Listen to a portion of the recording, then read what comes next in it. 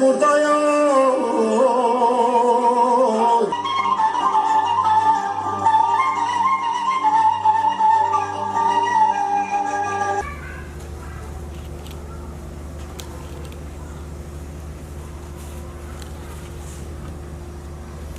ام سرساقی ربر آب و خازن ام سرساقی جوال ایگ و چنبر شرد و حتی انها برخدانی دکن و تجاری نواستینه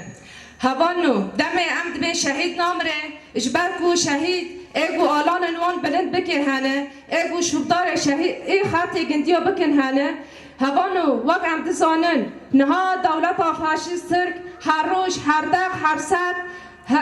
هجمت خود سر نده که سر گله کرد که دخوازه گله کرد ارادای اون بشکینه لبلا بزانه بن ام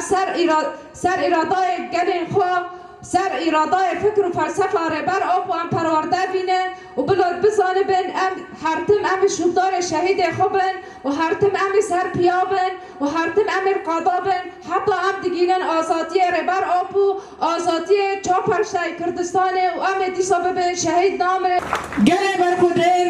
گله شیخ مقصوده از خازم سیدا تشتکینم بیروا دچیرسکا یکمین تقا شیخ مقصود بشهادات گله سلمى بابا الشهيد محمد عمر ملفه حارته دست شورشا سوريكر ما دست بشورشا شيخ مقصود كر بابا الشهيد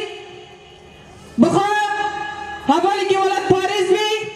دبيت اخيدا بركار وخبات كر ايروجي شهيد قالت عفرين ميراسا برخدانية استقى شيخ مقصوده ام حمید زانن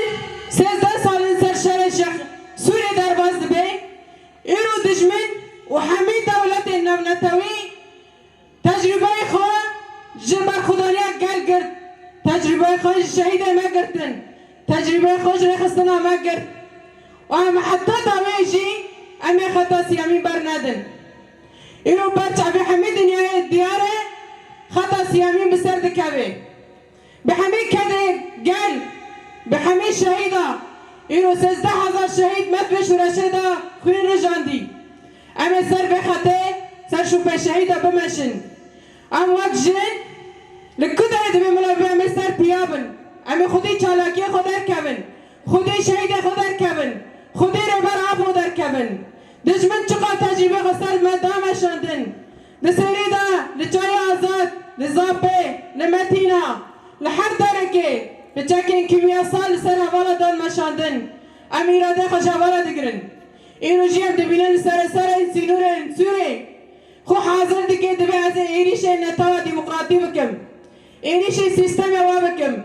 لا ام خودی ارادانه ام خودی فكرة فلسفة ربر عبونه ام هيرو سر كده شهيدة جيان دكن في مثل هذه الأيام العصيبة ورفاقنا الأبطال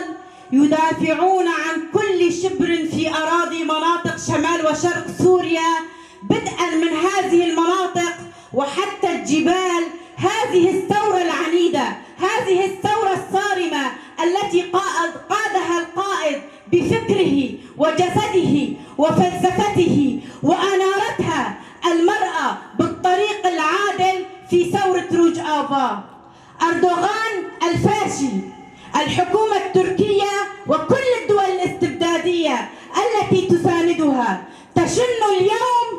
أبشع حرب على مناطق شمال وشرق سوريا، على مشروع الأمة الديمقراطية التي أطلقها القائد عبد الله أوجلان. لماذا يحاربوننا؟ لأن العالم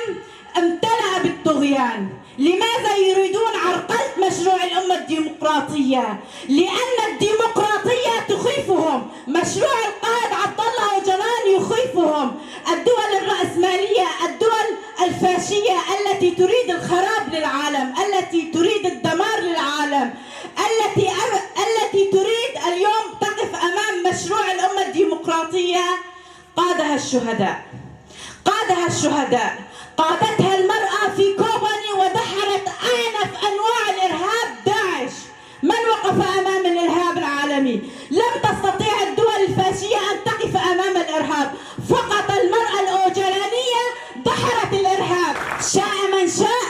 وأبى من أبى، ينادون. شاء من شاء وليسمع العالم.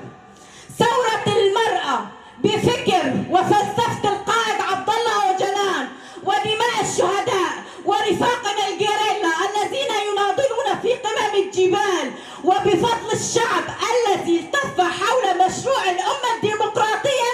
سننتصر.